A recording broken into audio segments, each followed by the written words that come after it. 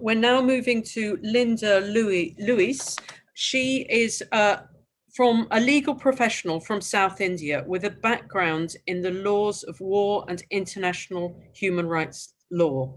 She carried out extensive research on the law, practice, and social initiatives relating to sexual violence against women across jurisdictions. Thank you so much, and over to you, Linda. Something I'm going to be focusing on and reaffirming in my presentation on Article 8 is how the entire framework of the gender identity movement is not just misogynistic, but is also an exercise of, again, colonial powers and almost a neo-colonial exercise. So Article 8 primarily borrows from the 1993 UN Declaration Against Women. So that's the first thing that we have to remember, is that very little in this declaration and in our demand for single-sex facilities or for facilities for our recovery is new. These things have been around since the 1990s. They're already part of soft law and normative standards in international law, but somehow they have been overruled, or rather forgotten and reinterpreted.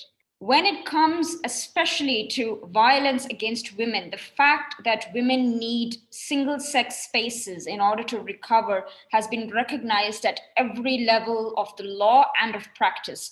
I've just used a couple of examples here and in the next couple of slides that traumatized women require female counselors, female forensic examiners, as well as female spaces, female-only spaces to recover. This is, again, enshrined in law, not just in the West, but also in developing countries. In India, there is a requirement that, if possible, a rape victim should only be examined by a doctor.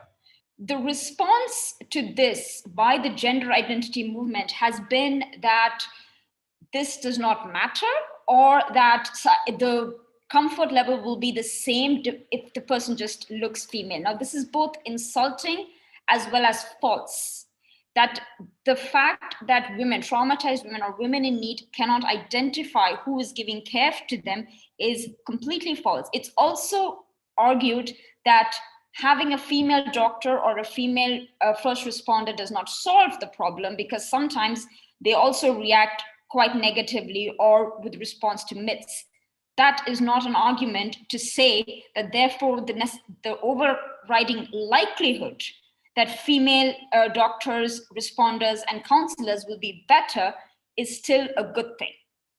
Some states in the US and in the West usually require first responders to be female. The reason I've mentioned this is because we have to counter the argument that, or rather not fall for the argument that single-sex spaces are somehow new and that it's conservative to want women to be attended to by women. Because the simple fact of comfort has been acknowledged so much that it is regarded as a normative standard. It didn't need to be spelled out before, whereas now we are facing increasing calls to justify why we may not want to have men examining. When it comes to toilets, this is what I meant by a neo-colonialist, that this is a neo-colonialist endeavor.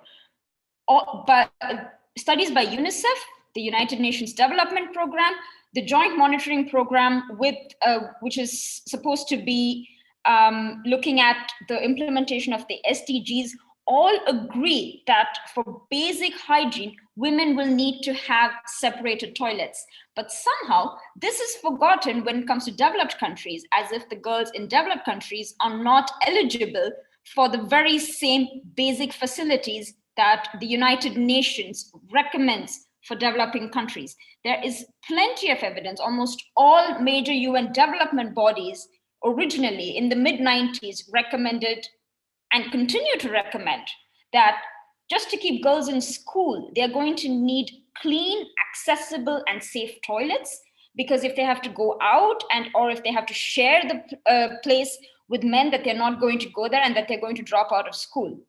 While this is accepted wisdom for the developing world, the girls in developed countries and in Western countries are being deprived of this. It's almost reversal of human dignity that's afforded to girls in developing countries being refused to the girls in the global north. Another thing is that while I haven't stated the example here, single-sex spaces, not just rape refuges or facilities or toilets, but other spaces such as assigned metro carriages, assigned suburban rail carriages, single-sex cab services are all possible in the developing world. And the UN Women has recognized that these make a difference. We have plenty of examples where single-sex facilities don't need to be guarded by walls or by people with guns or any other form of actual physical barriers. The strength of social norms is sufficient, and this argument has to be rejected. Right, this is just what I stated, that the WHO program acknowledges that sex-separated toilets are necessary, whereas UNICEF is now changing its tone. Right, sex disaggregated data. Again, as a woman from India and from South Asia, this is particularly concerning because latest laws from Pakistan state that they can self-ID. These are countries in which female infanticide and feticide is the highest in the world. And not only are we now having an issue of it's hard enough trying to keep them alive, we are now being faced with a situation where the entire statistics on this issue can be blurred if self-ID is even a reality. The United Nations and anyone who is pushing this without recognizing that this will eviscerate the movement against female infanticide and feticide in South Asia are out of their minds. More than 100,000 female fetuses are estimated to have been aborted in Pakistan. In India, we can't even estimate the actual number because there are simply too many. What we do know is that the sex ratio has dropped from 972 per thousand in the last decade to 929 girls for every 1,000 men. That's in addition to the 2 million girls that we know are missing from India and Pakistan in the last 2 decades. And if the mere notion that self-ID can even be a reality in these countries means we no longer have the possibility to count these issues. And secondly, in violence against women, in terms of domestic violence, a common argument made these days is that, well, women also commit domestic violence, so therefore it does not matter whether the sex of the perpetrator is recorded, except that it completely matters because the very nature of the violence that men commit against women and women commit against men is very different. As we can see, women experience much higher rates of victimization. They are more likely to be seriously hurt and they experience higher levels of fear. Secondly, not just in experiencing fear, women are more likely to die in domestic violence altercations. Their violence is much more likely to be caused by fear or in response to male violence rather than them being the initiators of violence. Whichever side we fall on in terms of what domestic violence is, that does not matter. The point is these two things are very different, and sex disaggregated data is still vitally important, and it is irresponsible to even imagine not recording this information. Finally, the fact that women are being stopped or even emotionally blackmailed or the male signifiers for when they're being attacked is another grievous insult, not just for the purposes of accuracy, but because women are not even able to talk about the violence being committed against them anymore in a way that makes sense in their minds.